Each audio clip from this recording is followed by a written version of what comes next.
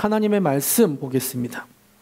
고린도전서 3장 6절부터 9절까지입니다.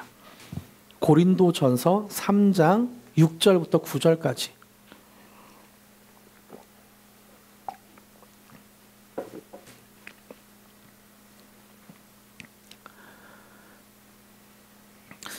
고린도전서 3장 6절부터 9절까지를 한 목소리로 읽겠습니다. 시작. 나는 심었고 아볼로는 물을 주었으되 오직 하나님께서 자라나게 하셨나니 그런즉 심는 이나 물 주는 이는 아무것도 아니로되 오직 자라게 하시는 이는 하나님뿐이니라. 심는 이와 물 주는 이는 한 가지이나 각각 자기가 일한 대로 자기의 상을 받으리라. 우리는 하나님의 동역자들이요 너희는 하나님의 밭이요 하나님의 집이니라. 아멘. 오늘은 고린도전서 3장 6절부터 9절까지를 본문으로 모든 순간 생명으로 물들이다, 모든 순간 생명으로 물들이다라는 제목으로 함께 말씀을 나누려고 합니다. 우리는 계속해서 생명으로 물들이다라는 주제로 시리즈 설교를 하고 있습니다. 첫 주에는 생명으로 물들이다였고, 지난주에는 세상에서 생명으로 물들이다였고, 그리고 오늘은 모든 순간 생명으로 물들이다입니다. 이 시리즈를 통해 우리는 계속해서 전도라는 주제를 함께 다루고 있죠. 이쯤에서 여러분에게 한번 좀 질문 드리고 싶어요. 여러분은 전도를 하고 싶으세요? 설교를 들으면 들을수록 전도를 하고 싶으세요? 혹시 또 실제로 전도를 하고 있으십니까? 많은 분들이 전도에 대한 설교를 들을 때 이런 생각을 해요. 아, 전도 중요하긴 해. 그런데 나는 조금 어려운 것 같아. 아니, 내가 누굴 전도하겠어. 나도 잘 못하는데. 괜히 친구한테 내가 전도했다가 관계가 어려워지면 어떡해. 이런 생각들을 하기도 합니다. 심지어는 전도 말하면 말할게. 그런데 굳이 내가 말로 해야 돼? 이런 생각을 할 수도 있을 것 같아요. 전도에 대한 부담은 솔직히 누구에게나 있는 것 같아요. 하지만 오늘 말씀을 통해 저는 우리가 전도에 대한 시선이 조금 바뀌었으면 좋겠어요. 결론부터 말씀드리면 전도는 우리가 혼자 끌고 가는 어떤 무거운 짐이 아닙니다. 하나님과 함께하는 생명의 여정이에요.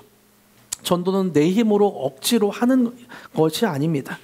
복음을 전하는 그 모든 순간 성령님께서 먼저 일하시고 성령님께서 능력을 베푸시는 것에 우리가 동참하는 것입니다.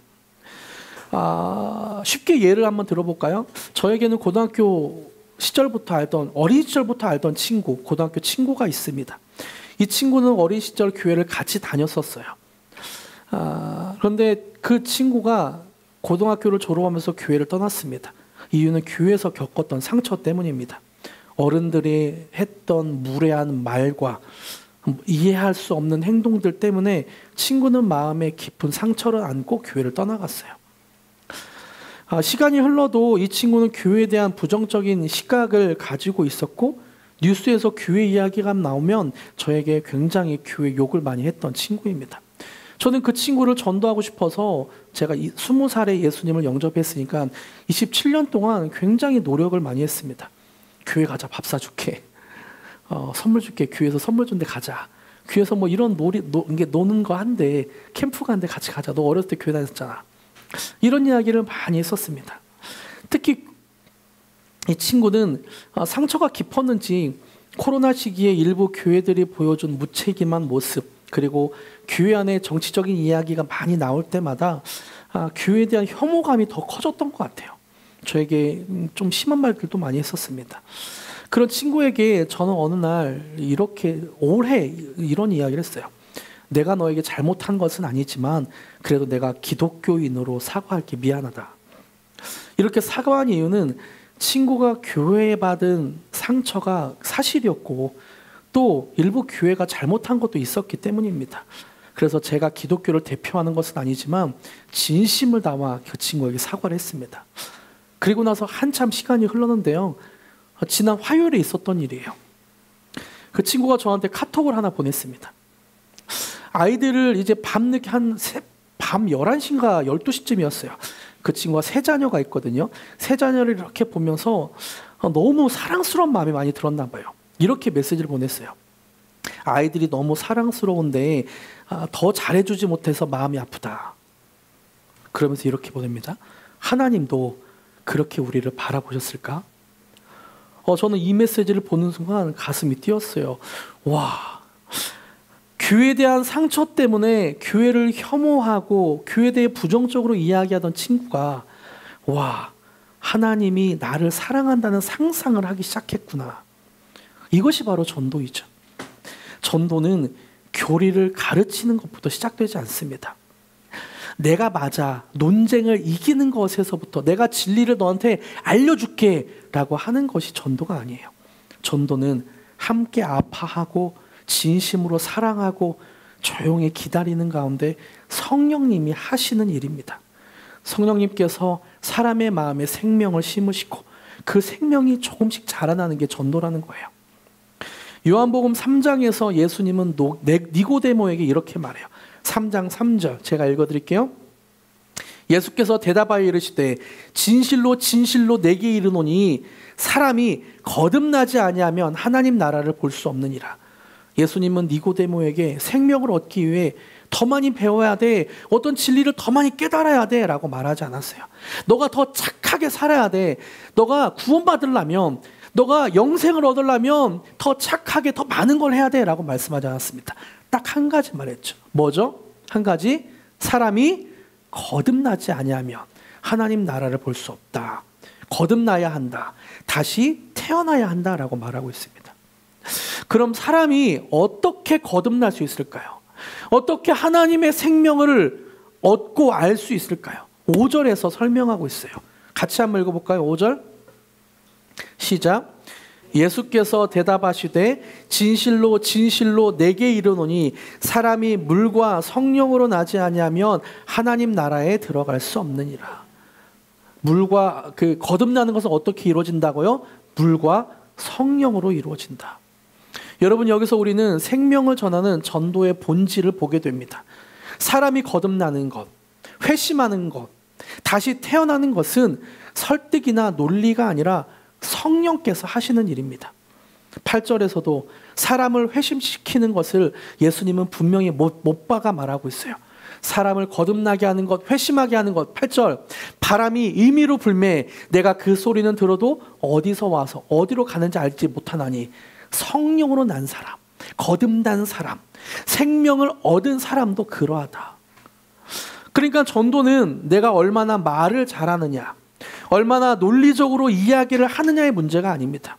전도는 성령께서 하시는 일에 우리가 동역자로 참여하는 것입니다. 이런 의미에서 전도하는 사람을 저는 이렇게 정의하고 싶어요. 전도자는 영적인 여행의 안내자, 영적인 여행 가이드이다. 영적인 여행 가이드이다. 전도자는 여행 가이드처럼 성령께서 인도하시는 여정에 사람을 초대하고, 그리고 그 사람에게 다음은 어디입니다, 다음 영적인 여정은 이렇게 됩니다 라고 설명하고 방향을 제시하는 것, 이것이 전도자의 역할이라는 거예요. 여행 가이드는 목적지를 만들어내지 못해요. 제주도를 만들어내지 못해요. 여행 가이드는 제주도에 관광이 필요하기 때문에 어떤 것들을 만들어내지 못해요. 그것을 안내하고 잘 설명할 뿐이죠. 진짜 여행은, 영적인 여행은 성령님이 이끄십니다. 그래서 전도는 논리나 기술이 아니라 성령님을 의지하는 믿음의 여정인 거예요. 믿음의 여정. 믿음을 갖고 기도하며 그 사람을 기다리고 인내하며 안내하는 것. 이런 관점에서 볼 때 전도는 우리의 능력에 달려있는 일이 아닙니다. 전도는 오직 성령님을 의지해서 우리가 동역자가 되는 거라는 거예요. 전도는 복음을 단순히 이해시키는 지식이나 감동을 주는 이야기로 끝나는 것이 아니라 성령 안에서 삶의 변화를 이끌어내는 하나님의 능력입니다. 다시 한번 말씀드릴게요. 전도는 복음을 단순히 이해시키는 지식이나 어떤 감동을 주는 이야기가 아니라 성령 안에서 그 사람의 삶을 변화시키는, 그 사람의 삶이 변화되는 하나님의 능력입니다. 이것을 깨달을 때 우리는 더 겸손해지게 되는 것 같아요. 그리고 더 담대해지는 것 같아요. 내가 말을 얼마나 논리 있게 하느냐, 내가 얼마나 말을 잘하느냐, 그걸 넘어서 겸손하게 하나님, 성령님이 일하셔야 됩니다. 그리고 더 담대하게 성령님을 의지하며 내가 말하겠습니다. 겸손하게 더 담대하게 전도할 수 있게 되는 것 같아요. 전도는 성령님께서 일하시고 우리는 그 여정이 함께 동역하는 동역자일 뿐입니다. 여러분, 전도는 그리스도인이 꼭 해야 하는 예수님의 명령이에요. 하지만 많은 이들이 전도를 어려워합니다. 왜일까요? 말을 잘 못해서, 잘 몰라서, 상대방이 논리적으로 따지면 대답할 내가 대답을 못할까 봐, 또 괜히 관계가 불편할까 봐 전도를 망설이게 되죠. 이런 두려움의 근본에는 전도를 내가 한다는 생각이 있습니다. 내 말과 내 능력으로 해야 한다는 오해가 있는 거예요. 하지만 예수님은 전도가 성령님의 역사임을, 전도는 하나님이 하는 것임을 분명하게 말씀하고 있어요. 오늘 본문에서도 전도는 하나님의 이름을 분명히 말합니다.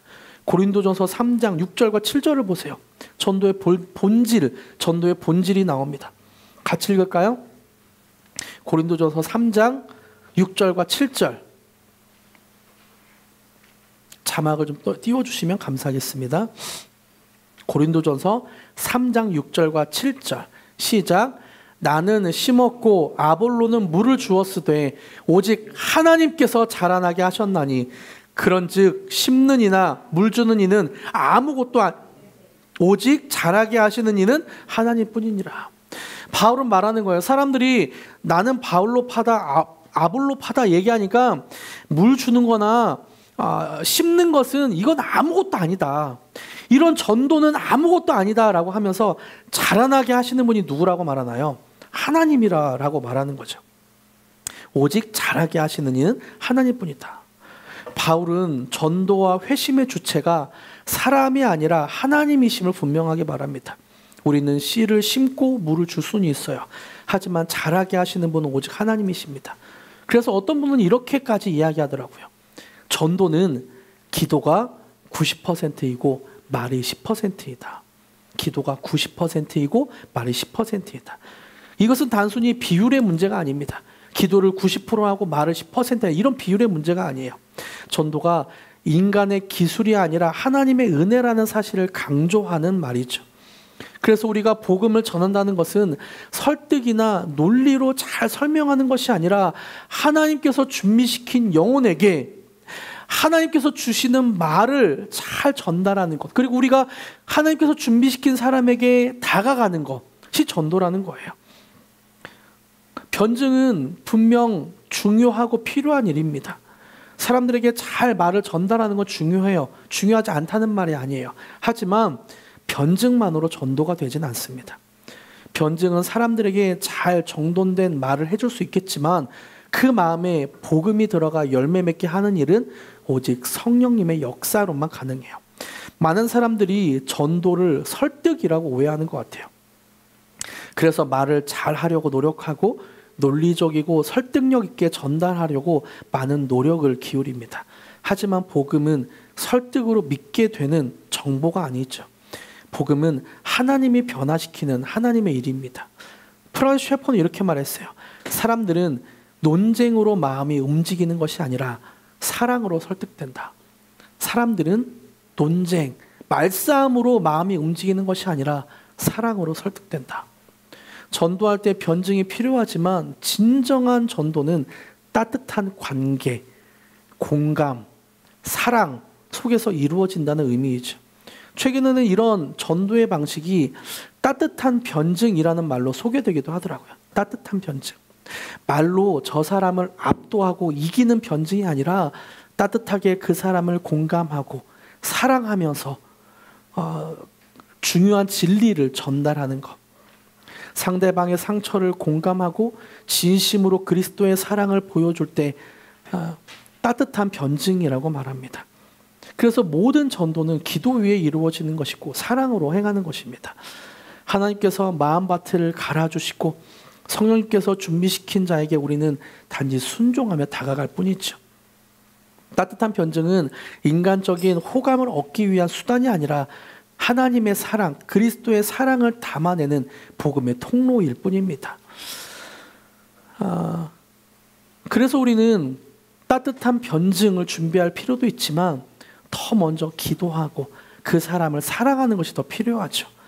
하나님께서 마음밭을 갈아주시도록 기도하고 그 사람에게 하나님의 사랑이 들어가길 간절히 기도하는 것, 기도 위에 조심스러운 사랑의 메시지를 전달하는 것, 그것이 우리에게 필요하다는 거예요. 여러분, 혹시 여러분 주변에 전도가 필요한 사람이 있습니까? 자녀를 위해 기도하며 가르치지만 당장 자녀들이 변화가 없는 부모도 있을 것 같고, 직장에서 성실하게 살며 복음의 향기를 전하려고 하지만 그렇게 많이 애쓰지만 외면당하는 직장인도 있을 것 같습니다. 교회에서 헌신하지만 피곤하고 허무함이 곧 교차하는 사역자도 있을 것 같아요. 하나님은 이런 사람들에게 말씀하세요. 네가 잘하는 게 하는 것이 아니라 내가 한다. 너는 씨를 뿌리고 물을 줄 뿐이지만 그 영혼을 자라게 하는 건 하나님이다 라고 하나님은 분명 말씀합니다. 회심은 언제나 하나님의 타이밍에 이루어집니다. 저의 친구가 조금씩 마음을 여는 것, 설교 서두에 이야기한 제 친구가 마음을 조금씩 여는 것도 오랜 시간의 기도와 기다림이 있었기 때문에 가능한 일인 것 같아요. 바울은 고린도전서 3장 9절에서 이렇게 말합니다. 우리는 하나님의 동역자들이요 너희는 하나님의 밭이요 하나님의 집이니라. 우리를 무엇이라고 말하나요? 하나님의 동역자들이다. 우리는 하나님과 함께 일하는 동역자입니다. 우리가 하는 일은 씨를 뿌리는 것과 물을 줄 뿐이에요. 그리고 하나님은 우리가 씨를 뿌리고 물을 준 곳에서 자라게 하십니다. 생명을 자라게 하세요. 그렇게 우리는 매일의 순간을 생명을 삼는 기회로 그렇게 살아야 합니다. 말 한마디에 생명이 담길 수도 있고요. 눈물로 드리는 기도의 복음의 씨앗이 심겨질 수도 있습니다. 무심코 건넨 격려의 말 한마디가 누군가의 회심을 향한 길을 열어줄 수도 있습니다. 그러나 그 열매를 꼭 내 손으로 봐야 된다. 그렇진 않은 것 같아요. 꼭 내가 저 사람을 회심시킬 것이다. 그렇진 않을 것 같아요. 하나님의 큰 그림 안에서는 내 작은 말 한마디가 쓰임받을 수도 있고요. 작은 미소, 얼굴에 미소를 띠는 친절이 쓰임을 받을 수 있습니다. 말씀을 맺겠습니다. 여러분, 한 아파트 화단에 매일같이 물을 주는 할머니가 있었다고 합니다. 누가 보던 보지 않던 그분은 충실하게 화단에 물을 주었다고 해요. 그리고 어김없이 봄은 찾아왔고 화단에는 아름다운 꽃이 피었습니다. 이것을 보면서 우리는 깨닫는 게 있죠. 생명은 누군가의 충실한 손끝에서 조용히 자리 잡는구나. 우리는 무심코 지나쳤던 아파트 화단에 어느 할머니는 매일 물을 줬고, 그렇게 물을 주었을 때 어김없이 봄에 생명은 피어났습니다. 우리의 삶도 그런 것 같아요. 눈에 띄지 않아도, 대단해 보이지 않아도 우리가 기도하고 사랑하고 진심으로 섬기는 그 순간마다 하나님은 조용히 그 생명에게 물을 뿌려주는 것 같아요. 그리고 하나님은 그 생명에게 자리 잡게 하는 것 같습니다. 그 생명을 자리 잡게 하는 것 같아요. 전도는 거창한 일이 아닙니다. 한 사람을 위해 기도하는 것, 진심을 담아 고맙다고 얘기해 주는 것, 그 이름을 불러주는 것, 축복해 주는 것, 마음을 담아 사랑하고 인내하는 것, 그 모든 순간이 생명을 품는 순간입니다. 우리는 주인공이 아니에요. 생명의 여정의 주인공은 성령님입니다. 오늘 여러분이 드리는 작은 기도, 사랑의 말 한마디, 그 모든 것이 누군가의 영원한 생명의 시작이 될 것입니다. 여러분, 우리가 누군가를 위해 기도하고 사랑할 때 성령님은 우리가 모르는 사이에 그 마음을 움직이세요. 사랑으로 누군가를 섬기다 보면 언젠가 그 사람이 이렇게 말할지도 모릅니다. 나 요즘에 하나님 생각이 나. 하나님이 나를 사랑하신다는 게 너무 느껴져. 나도 교회 한번 가볼까? 예수님이 어떤 분인지 알고 싶어져.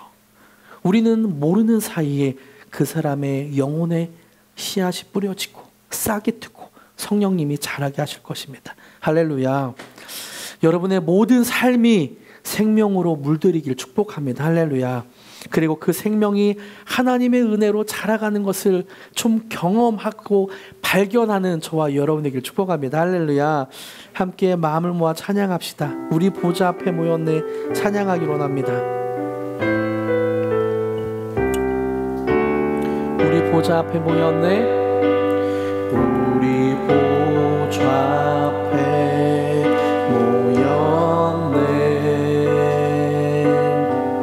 함께 주를 찬양하며 하나님의 사랑 그 아들 주셨네. 그의 피로 우리 구원받았네. 십자가에서 쏟으신 그 사랑 강같이 온 땅에 흘러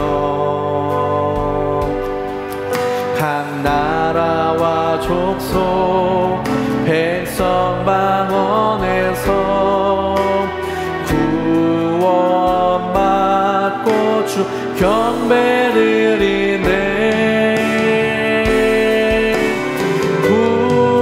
구원하심이 보좌에 앉으심 우리 하나님과 어린 양께 있도다. 구원하심이 보좌에 앉으심 우리 하나님과 어린 양께. 다시 한번 처음부터 고백합니다. 우리 보좌 앞에 모였네. 우리 보좌 앞에 모였네. 함께 주를 찬양하며 하나님의 사랑 그 아들 주셨네. 그의 피로 우리 구원받았네. 십자가에서 쏟으신 그 사랑 칼같이 온 땅에 흘러 각 나라와 족속 백성 방언에서 구원받고 주 경배드리네.